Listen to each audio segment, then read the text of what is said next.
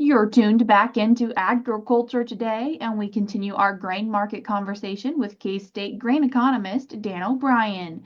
Dan, we talked about corn and grain sorghum in the previous segment, and continuing our conversation now with soybeans. There was also support for soybeans coming out of that last report, and on day one of the of that report, we saw soybeans go up 21 cents and had a strong second day as well, as I recall, on Monday. So that on the day of the report had pretty good support, and then it had also gone up on day two on second trading day, and we'd seen some decline in planted uh, acres and a point tenth of a percent, not huge amounts, and 0.3% decline in the harvested acre number. We saw the U.S. yield go from 51.7, estimated now 1 bushel an acre lower at 50.7. So by the time you get into this math, this algebra, we had seen the overall size of the U.S. crop for 2024, the USDA's official estimate drop about 95 million bushels from 4.461 billion down to 4.366, and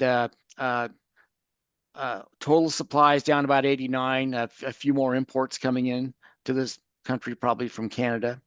Everything else holding pretty steady in terms of usage. So the ending stocks went from 470 million in the estimated in the December report, and 10.8% stocks to use down to 380 million bushels and 8.74% stocks to use. So over 2% drop in stocks to use, and uh, so I guess for the in the soybean supply demand balance sheet world, not that much of a change, about 90 million bushels. Again, we had 200 million change in corn, but 90 million bushels drops the ending stocks use from over 10 down to under 9, with the potential for increased usage, et cetera, to drive that even lower.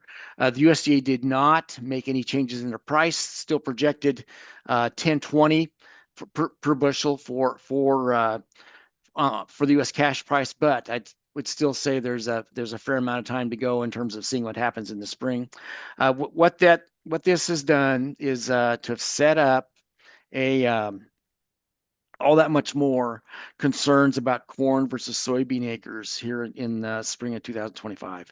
So uh, we've I guess if just based on what you'd have here, you'd we've swung a little bit more towards corn for acres. We're still probably leaning overall for soybeans, but at least we've gotten more closer to neutral and a little bit more positive for the corn. Buried within that corn, pardon me, the soybean complex, you see the soybean oil export number jump amazingly, precipitously high. You don't normally use the word precipitous with drops. This is a strong jump higher from 1.1 billion pounds up to 1.6. So that's about a third jump, and you were seeing that in the weekly soybean oil export movement figures. You saw the amount of crush, domestic disappearance for soybean meal. Uh, well, crush of soybeans, that's actually unchanged, but domestic disappearance actually moved up about 200,000 short tons. So some of what's happening on soybean side is coming from underneath, from the co-products, and so that's interesting for me to watch anyway. So overall for beans, we had seen more of a positive tenor. The one thing on biofuel on soybeans is that when I look at the impact on biofuels, the USDA did come back and scale back the usage of soybean oil for biofuel use. So you got that going on, and and uh, uh, and I think in essence you're kind of seeing a trade-off between the stronger exports of soybean oil offset by the offsetting some of the domestic use of biofuel. And we like to look at what happens in Kansas. Kansas yields the last 3 years, 27.5 and 22, 26 and 23 jumped to 35 this year. Total bushels of soybeans produced in Kansas, 154.7, and that compares to 103, 104 last year and 132 years ago. So strong production years for both corn and soybeans in the state of Kansas in this last year. Interesting to watch. Dan, what are we seeing for wheat? For wheat, the wheat supply demand balance sheet did not change that much. One thing I forgot to say, the throwback on soybeans as we leave that, the amount of usage in that last quarter, the September-November quarter for beans jumped 13%. And for wheat, actually, we had a 22% jump in wheat usage during September, November, but we're just more overwhelmed with supplies that it hasn't had as much of a positive impact on the balance sheet.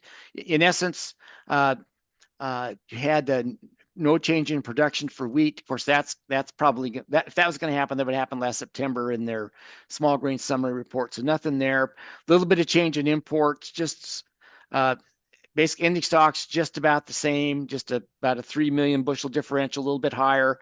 Stocks to use still basically 3.9, just under 40 million 40% stocks to use. And in fact, for hard red winter wheat, we did see amongst all those classes, saw about a 10 million bushel decline in the projections of hard red winter wheat exports. When I go back and look at what's happened in Kansas, we talked about these acreage increases for these other crops. You see the amount of wheat planted in Kansas, hard red winter wheat, up and down. But 2022, we had 7.3 million acres planted, 8.1 in 23, back down to 7.6 million in 24. In the amount of production, this last year, 307.5 million bushels, up from 201 million in 23, 244 million in 24. So in 22. So what's afoot is that we just have more than adequate supplies at this time, and exports finding strong competition from these international factors you and I have been talking about for a long time, you and I and Guy Allen. And so just not moving a lot of wheat out at this point to offset what's going on in the otherwise in the markets. There's hope for wheat. I would say, and looking at the international stocks to use numbers, and got that figured. Still see world stocks to use, ending stocks to use for wheat dropping from 2 years ago, 21.1% stocks to use world minus China, 20.6 stocks to use 23, 24 this year. After this last report, 19.3%, hasn't been that low since at least 2015, 16. So still a market sitting on the precipice, some type of change probably going to happen when one of the front and center cash sales push out the door sellers, i.e. Ukraine and Russia, when they're caught short someday, then the market will react. But at this time, we're just not seeing the movement export-wise out of the U.S. And something notable from these reports that you wanted to point out involved canola. Yes, canola acres in the United States, the United States and in Canada are certainly noteworthy. You saw in the U.S. an increase in canola plantings up to 2.751 million acres from 2.34 and 2.26 in 23 and 22. In Kansas, we'd seen canola acres area planted jump to 8.5. In 2022, it was 8.5 million acres, dropped to 1.523, back up to 8.5 in 24. The harvested acres, 8 million, highest we've in Kansas that we'd seen in the last 2 or 3 years, and that matches with the increase in U.S. numbers. Seen yield per acre at 1,200 pounds per acre, 600, 690 in the last 2 years. So pretty good year for canola.